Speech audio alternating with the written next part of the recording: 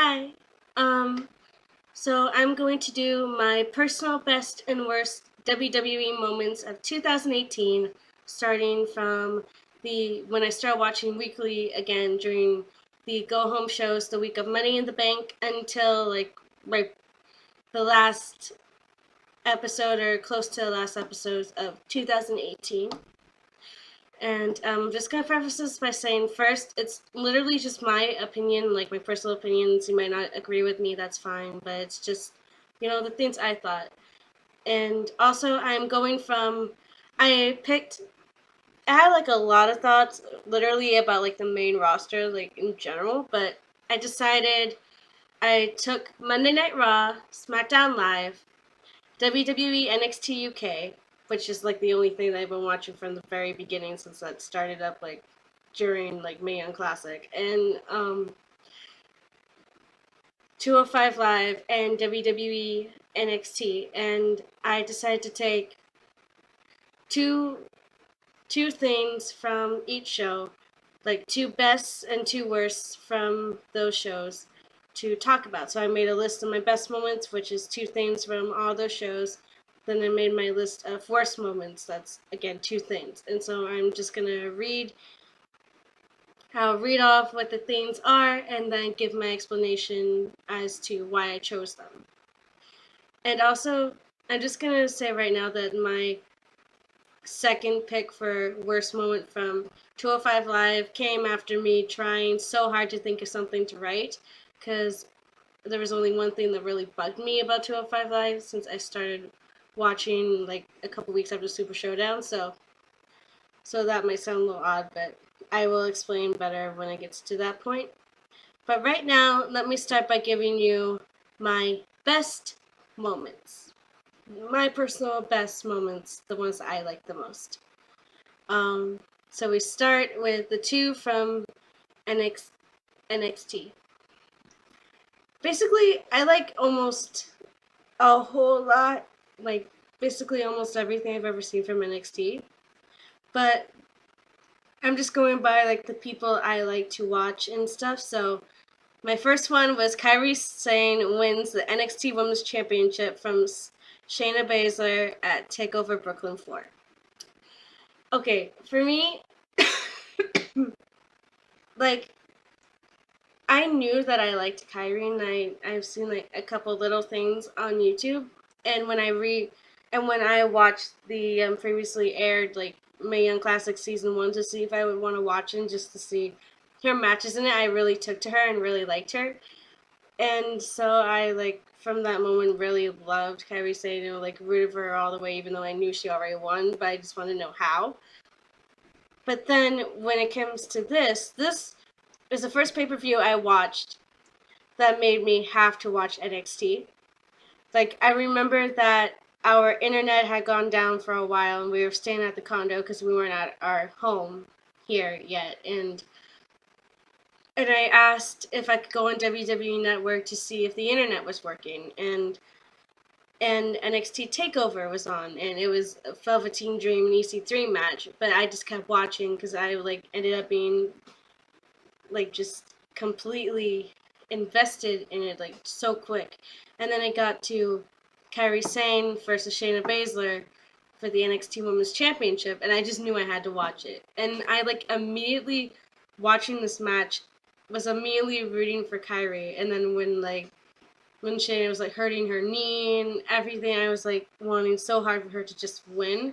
And when she did, I like got so happy and so excited for her. And I immediately, that was like the moment for me where I'm like, I have to watch NXT on Wednesday because I want to see where this goes. And I think that was like the match for me where it made me want to watch NXT. And I've been watching NXT every single Wednesday ever since then. So literally, I haven't missed an episode since because I love it so much. And I literally feel bad that I haven't watched every episode, but I am now. So ever since SummerSlam weekend, I've been watching NXT, and this is the main match that made me want to. And also, I just love Kairi Sane, and just seeing her cry and so happy when she won was amazing. for me, and so that's why I chose that as the best moment, because it's just my favorite wrestler winning the title that she'd been wanting for a while, that she'd been fighting for since she won Mae Young Classic, and I was just very, very happy to see her achieve that. My second best, my second final best moment of WWE NXT was Matt Riddle beating Cassius Ono in 7 seconds at TakeOver War Games. I just chose this because it was the funniest thing to me of that night. Sorry. But anyway, like, that just made me laugh so much. Because, like, Matt, I just loved, like, Matt comes out and he's like, bro, and stuff. He's talking about his debut. I know it's debut, but the fact that he keeps saying debut is hilarious. But the fact that he was just like, so Cassius wants to, and he was mad because Cassius Ono had confronted him during the pre-show, and then he was just like, coming out because he's like, we don't just have one ring, we have two. So let's just fight so I can knock you out in both of them. And I was just like, yay! Like, I wanted to see it. And then Cassius Ono comes out and he's like, you know, you are way too stupid to know you're not supposed to be out here right now. And I'm like, I just wanted Matt to, like, hit him. And Cassius is like, you want this match? You got it, but I'm gonna knock you out. And, like, Cassius gets in the ring, they ring the bell, and in, like, a second, Matt just walks over and nails him with this knee that just knocks him out instantly, and Matt's just kind of in shock for a second, and then he goes just the pin, and in, like, 7 seconds, he's the winner, and Cassius is stunned, and Matt just won his first TakeOver match, and it was one of his first matches on NXT, and I'm like, okay. Like, the quickest match ever, and I mean, like, my reaction is recorded, like, you saw my reaction, just like, okay. Like, I really, it was just a funny and great moment for me in NXT, so, yeah, I'm gonna go with that. And just saying again, there are so many moments from all these shows that I would want to put in, but I just did 2 from each, so those are the 2 I chose. So now I will move on to my 2 best moments of that I chose from a plethora of things I could choose from NXT UK. The first one was, I love Toni Storm so much, and so I had to choose from the last week's, from one of last week's 2 back-to-back episodes where Toni Storm returned to NXT UK and said she wanted a chance at Rhea Ripley for the NXT Women's Championship because winning Mae Young Classic gave her that right, and Johnny Saint and Sis Gala gave her that opportunity. First of all, when she came back, I was so happy to see her. And also the fact she looks great with straight hair, by the way. Like, just her straight hair looks really good. So, obviously I was expecting the curly, wavy hair. But when she came out with straight hair, I'm like, whoa, okay. Looks very nice on her. And, like, just, when she comes back and she's like, I lived all around the place. I might be from Australia, but coming here, Liverpool has been my home. And so she's very happy. And I'm like, oh, yay. And she's like, I'm back. I won Mae Young Classic. I had a great 2018, but I want 2019 to have me winning the championship. And when Johnny Saint was like, you got it, I was like, yay! So I am looking forward to that match at NXT UK TakeOver Blackpool, and I will be watching it, and I will do, and this cold should be gone by then, so I'm definitely doing live reaction recording to that. So I'll tell you when that is. But I'm definitely recording live reaction to that, I swear it, because I need to see this. And the second one was Pete Dunne versus Jordan Devlin for the NXT UK Championship on no episode of NXT UK. This match was amazing. Like, Jordan had been winning every match up until this point. And Pete Dunne I mean, I guess it's pretty obvious. He's been UK champion bruiserweight for a long time since like the tournament, right? Like, I'm sorry, I didn't watch the tournament. I just started watching UK wrestling when it came. The only UK wrestling I've been watching is NXT UK, so that's it. So I didn't really know anything going into this, but seeing Pete Dunne like work Jordan to the bone, and the fact that Jordan almost won like multiple times, so many near falls, like his hands were almost destroyed by Pete Dunne. And the fact that like they pushed each other to the limit, and that was a main event match, and they pushed each other so far until Pete finally retained. But I started rooting for Jordan, honestly. Like at first I was rooting for Pete Dunne and I wanted him to win it, but wanted him to, but then just the amount of passion Jordan had and the just how badly he wanted it, I couldn't help but start rooting for him. But I knew that Pete was probably gonna win. And when he did, it was not a slow match. It was an amazing match that like probably was a match of the year, but it was definitely one of the best matches of NXT UK since it started a couple months ago. Definitely. So I definitely enjoyed it. I really, really did enjoy that that match in particular. Yeah. So that's it for NXT UK moments. Well, for when it comes to two. Now here's two best moments from 205 Live. The first one is the first episode, the second episode of 205 Live that I watched. The main event was Mustafa Ali versus Hideo Itami in Falls Count Anywhere match. This match, the whole thing with Hideo like saying that he wants to be respected, he's claiming respect, and at the end when Mustafa's like, I've always respected you. Like he's like, I've always respected you, Hideo. Always. And it's like the entire match was just it was amazing. The amount of near falls and the amount of everywhere they were going and what they were doing, and that Hideo kept yelling, respect me, and Mustafa was just trying so hard to win. Like the entire match, like that was the second episode of 205 Live that I'd ever watched. And it was really, I loved watching it. Like, I really loved watching it. Like, it was really amazing. I was on my edge of my seat the whole time, and it's like, and I really was rooting for Mustafa Ali to win.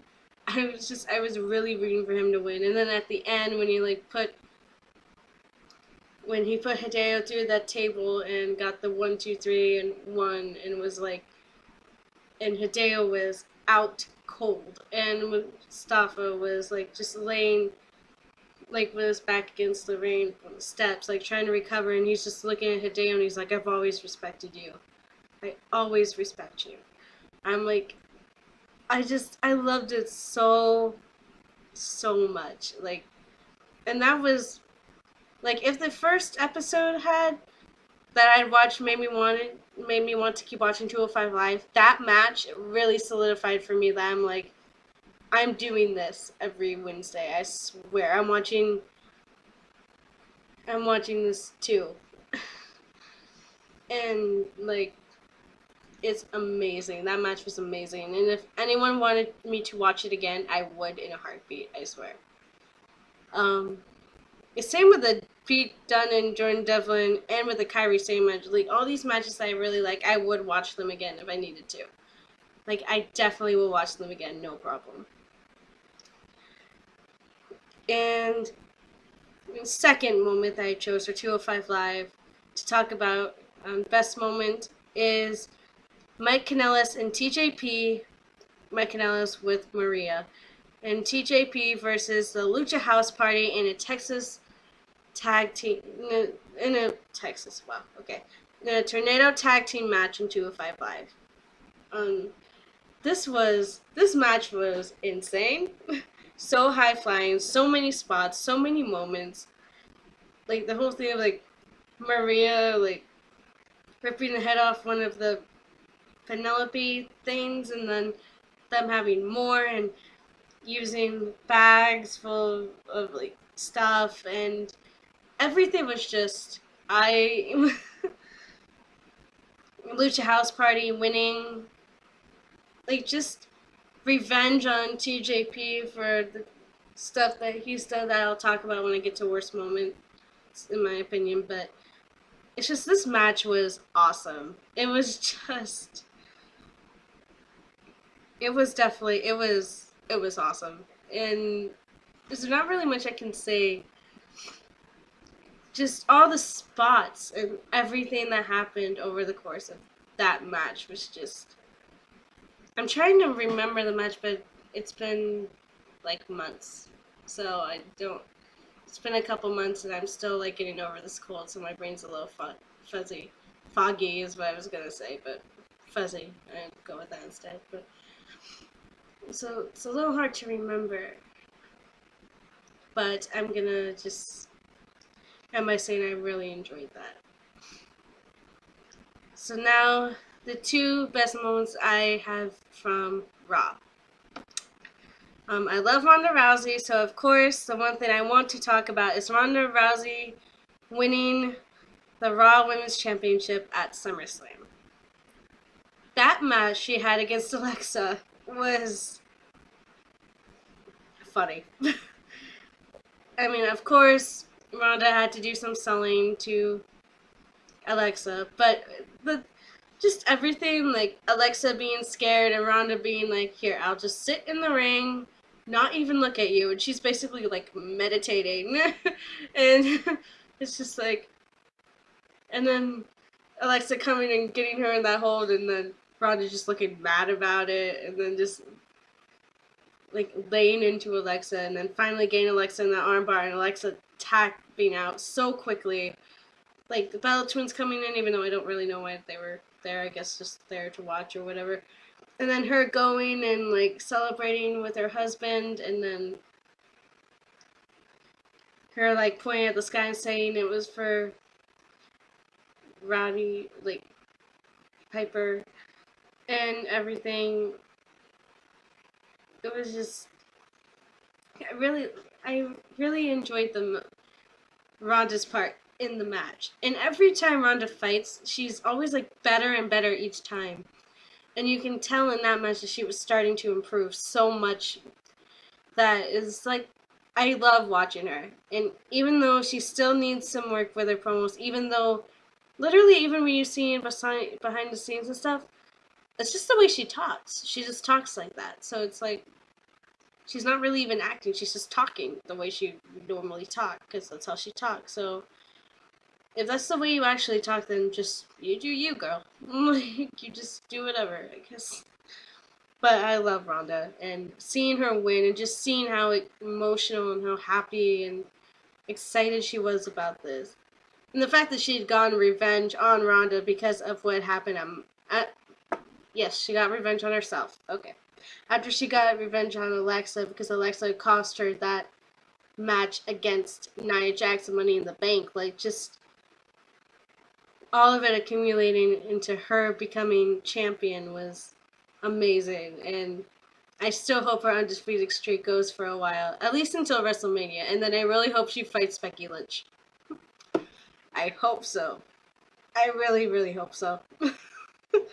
So, it's just my opinion on that. My best moment for that. And my second best Raw moment is Baron Corbin losing his position as acting Raw general manager, or like general manager elect or whatever position on Raw. Oh my god. I've made it so vocal over and over. Baron Corbin as general manager just bugs the life out of me. I never liked this character. Sorry, I was holding a cough and it didn't work. But then, like, I was okay with it at first, but then when you started, like, making no disqualifications halfway through matches and changing stipulations all the time, I was just, it was getting so old with me, and I couldn't take it anymore, and I was hating it. I was just wanting it to stop. And then when this match was made, and I was like, it's finally gonna happen. And then Baron, and then Braun like came out at TLC, and like, and everyone was like helping, and then Baron like got axed, and then got axed again on Raw the next day. I was happy. I'm very happy to see him out of power. Okay, and now my two SmackDown moments. First one, Becky Lynch from SummerSlam onward. She has been on fire. Now, I'm not going to talk about the things I don't like about the only things that bugged me about this until I get to worst moments.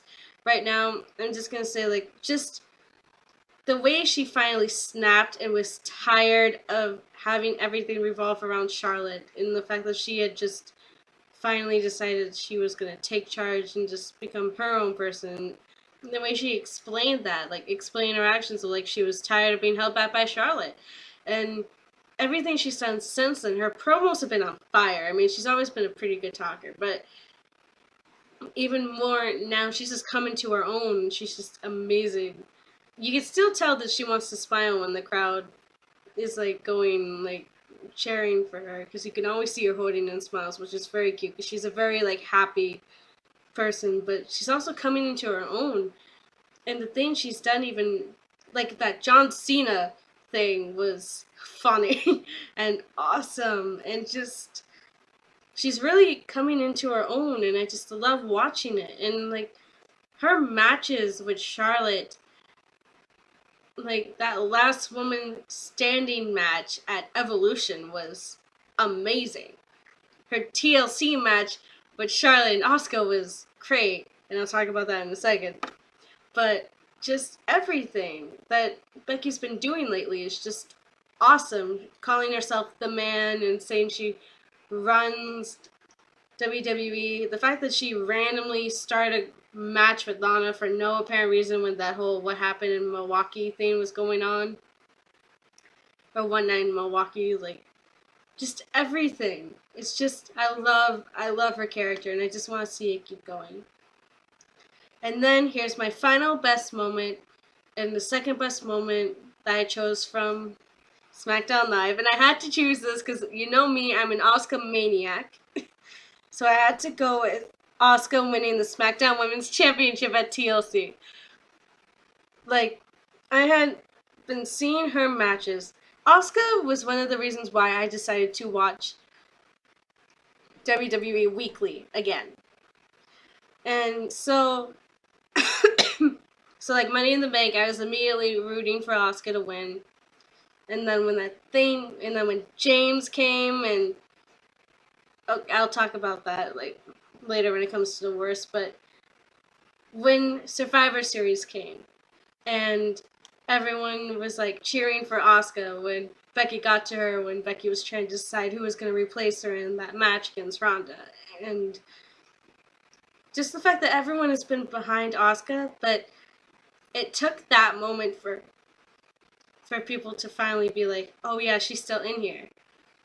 And then every week after that, she keep getting cheered, and then she wins the Battle Royal, and then she gets to TLC, and then she wins the title. Like, I don't care that Ronda had gone down and pushed Charlotte and Ronda off the ladder. She wasn't trying to be Asuka's savior. She was writing the next chapter in the story that she said she had with Charlotte. And because Becky had attacked her, like, the week before Survivor Series, and, like, she had a grudge against both of them, and she still had things she was, like, showing them that she wanted the last word and that she wasn't done with them yet. And Asuka, what was Asuka supposed to do? To sit on the ladder? Of course she did what she's gonna do and climb up and grab the title, and I'm so glad she did, because she totally deserves it. She's been working her butt off, and I love her, I love her, and I love getting to see her goofy side too. Like, I love the stuff she does with Naomi. I love seeing her have some fun and see her. You can tell she's smiling so brightly. She's having fun. But it's like, I know she can get dominant again with this. And the fact that she's champion and she finally gets to do this. It's just I was jumping up and down like a maniac when she won. And so I just can't wait to see what 2019 holds for Asuka. And I can't wait to see what Royal Rumble holds and everything else. And I'm so happy she's champion, and I definitely had to make that the final best moment that I talked about before I head into the worst. So with that being said, here are my worst moments. Starting with, for NXT, the first of two that I chose for worst NXT moments was Jasmine and Marina helping Shayna beat Kairi at Evolution and TakeOver War Games. I had to incorporate both of those because Evolution is when they were in the crowd, and TakeOver War Games is when they randomly came out and attacked Kairi when Shayna was acting like she was hurt and the referee was attending to her. I called this worse, not just because I'm a Kairi maniac and I feel like she was robbed of the title, like not just that, but also because like the fact that Shayna had to rely on her friends in order to win, and the fact that she couldn't just do it on her own proves that it's like if she were to do Kairi one-on-one now, that obviously it just feels like it's like she kind of knows she can't beat Kairi, so she's using, even though she's beaten Kairi before, I know, right? Like, I mean, I think she's beat Kairi before, but it's like she thinks she can't do it again, so she's using her friends to help her, and I'm just like, ugh, I hate it when people do that. That is so annoying, and the fact that like, and also the fact that when Kairi lost because she passed out, like, they just shook her. Jessica, the ref, Jessica just shook her hand. She didn't like do the like hand raise thing, just a handshake, and then suddenly Kairi loses her treasure, and she's so depressed about this. And then TakeOver War Games, even though Io Shirai and Dakota Kai, who I love them both, even though they tried to help her, it just didn't work out well. And I'm really hoping that she gets her shot this year and that she gets her treasure back. And so that's why I had to say those were my worst, just because I hated watching those. They were so infuriating. And the fact that Kairi got sick, so she couldn't even be at taping, so they couldn't like do anything with the storyline yet. But she's definitely gonna be at tapings now, I think, since she's back at wrestling again due to her sickness being healed, being gone. And so I bet this year she's gonna get that title back, and I want to watch it happen, and I can't wait to see it happen. And the second one is Undisputed Era attacking EC3 after that match and hurting his knee on NXT. You know the thing where they were like hurting him with a chair on the entrance ring? You know, the one that had EC3 out for a while? Mm-hmm.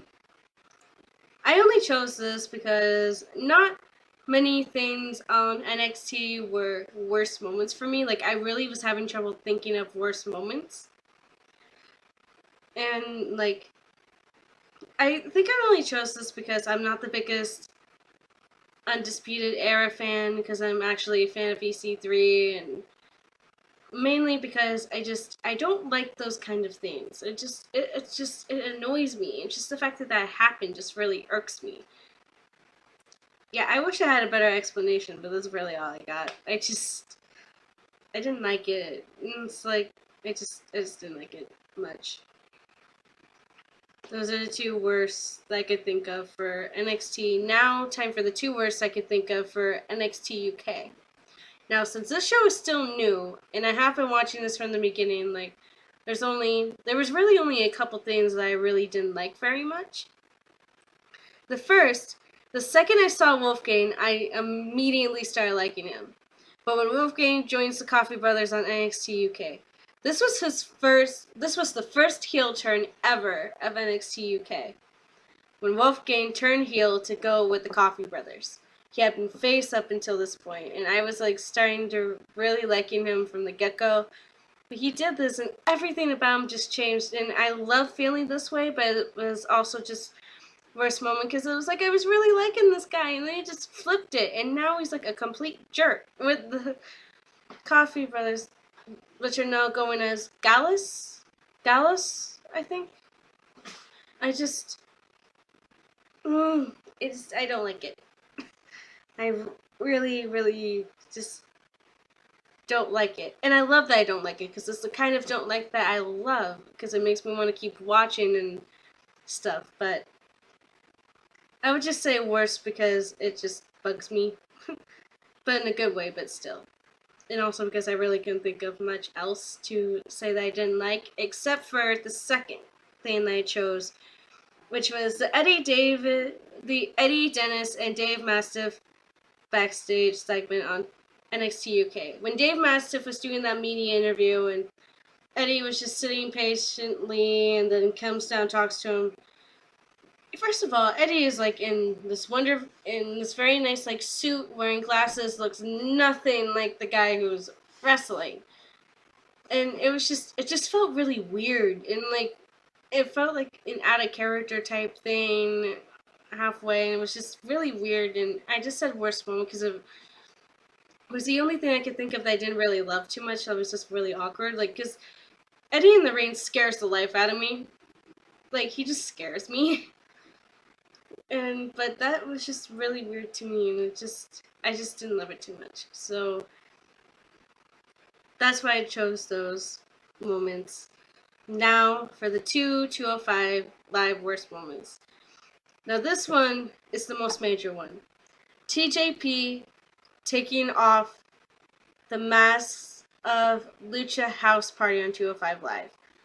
Now the second I found out that these masks are like symbolic and a part of heritage and stuff, I'm like, you don't mess with that.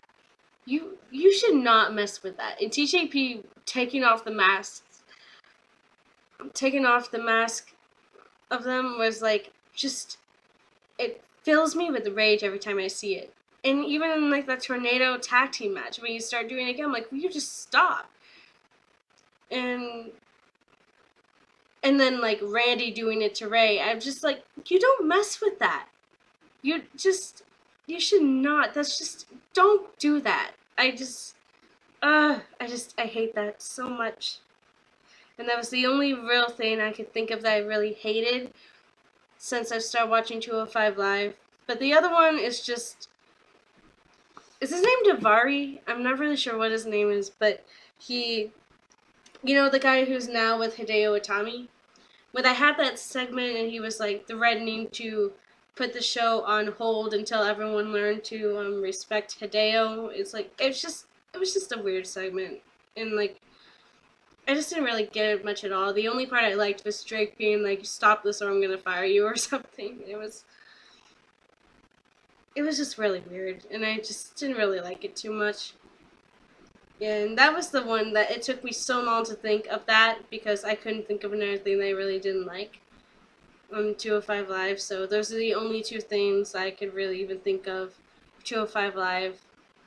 Now, Monday Night Raw. There is a lot of stuff. So the two I chose. The first one, Baron Corbin as acting and general manager elect, acting general manager.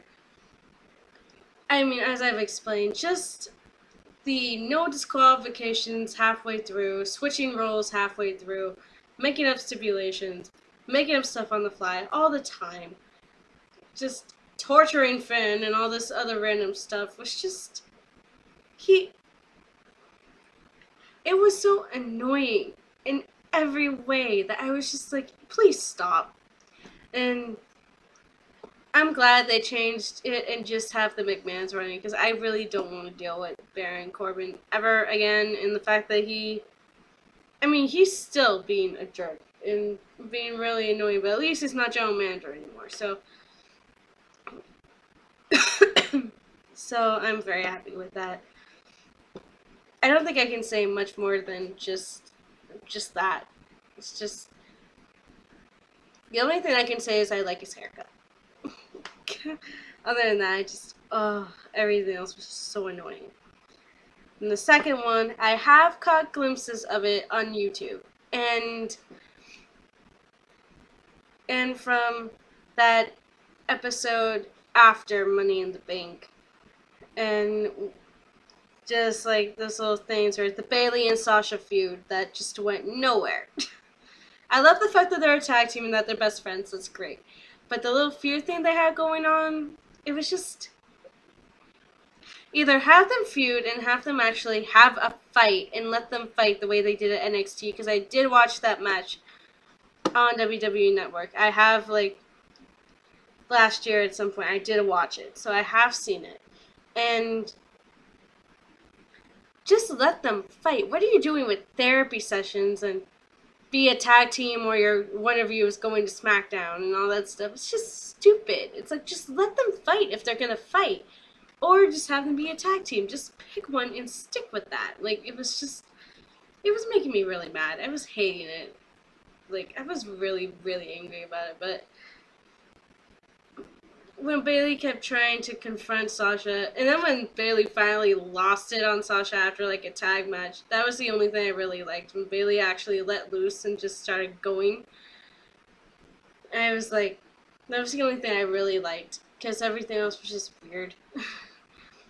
Let's just say I really like the fact that they're a tag team, and I am a fan of them. So I love Sasha, I love Bailey, and I'm happy to watch.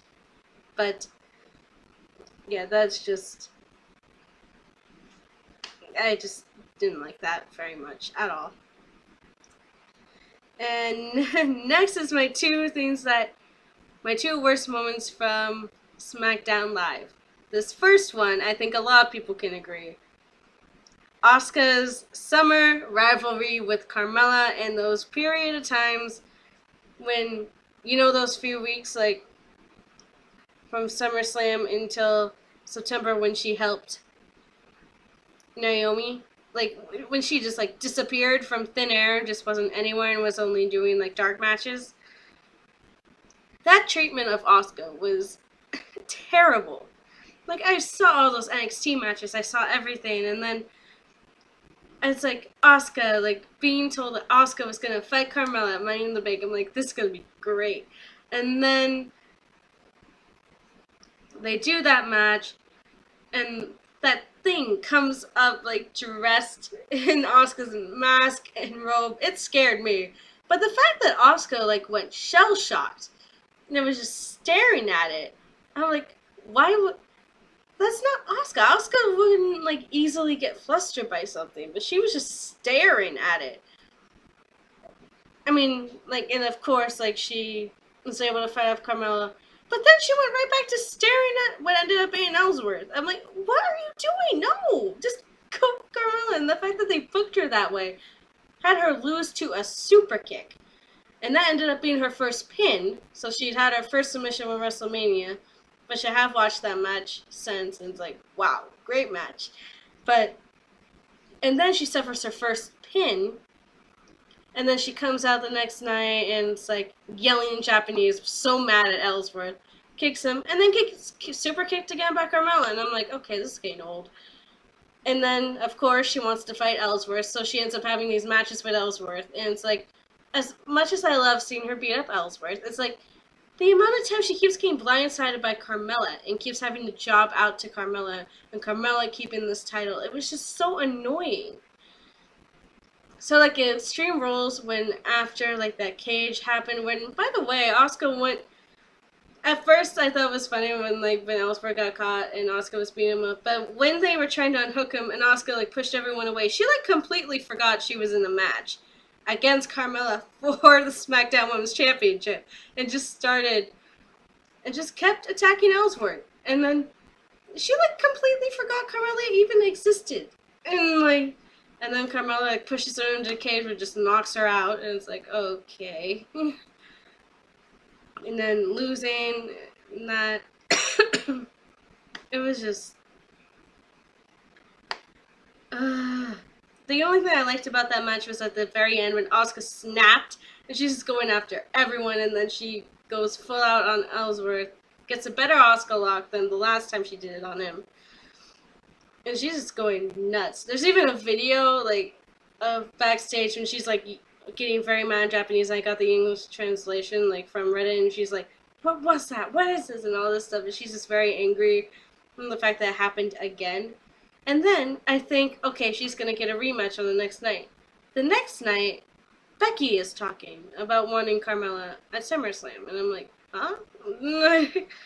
And then Asuka's just nowhere to be found. She's not on for like a few weeks, and I'm like, what is happening? Like, where's Asuka? Where is she in this? Get her in SummerSlam. And I kept thinking they were gonna make her part of SummerSlam, and they never did. And I'm just like, this makes no sense. What are you doing? Like, and then Asuka's like with Naomi, and of course, like people like even Corey is like, I would rather just see her beat people up. But the fact that Corey has a forever lasting fear of Asuka, that's great. But but I just that period of time for Asuka, and also at Survivor Series, she made it to her and Nia Jax. But like she like at one of the takeovers, at multiple takeovers, and at like the Raw shows, she had gone leg dropped and Samoa dropped multiple times, and she kicked out. She gets 3 leg drops, 1 Samoa drop, and the match is over, and Nia is sole survivor. I'm like, okay. But on the other hand, I was also happy. Okay, I'm sorry. I got interrupted by my mom. So, let me finish this video and finish. I don't even remember what I was saying. Oh yeah, the fact that I was happy that Asuka. I was also happy about Asuka not kicking out because of the fact that Nia has like had this reputation lately, and she's actually like working like on it. And I was actually like worried for Asuka, so I was actually sort of relieved when she didn't kick out. But yeah, that whole treatment of Asuka was just. I'm so glad she is SmackDown Women's Champion now. That's all I can say. And the last thing, this annoys me so much. Everyone, WWE trying to make everyone believe that Becky turned heel at SummerSlam. And like having her cheat and run away from matches against Charlotte.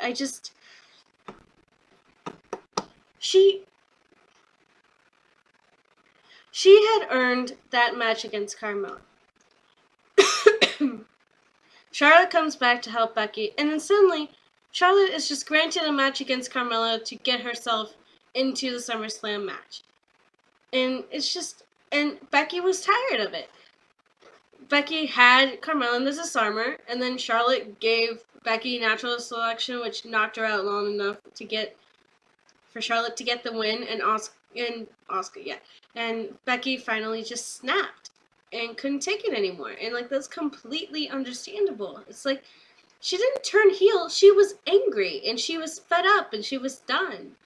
And it's like, and then they're having her like cheat and like run away from matches, stuff that Becky usually never does. It seem more like Charlotte style than anything. And I'm like, it's just old. I just need them to stop doing that. And the fact that they're finally starting to not do that anymore and just let Becky be this dynamic character is great.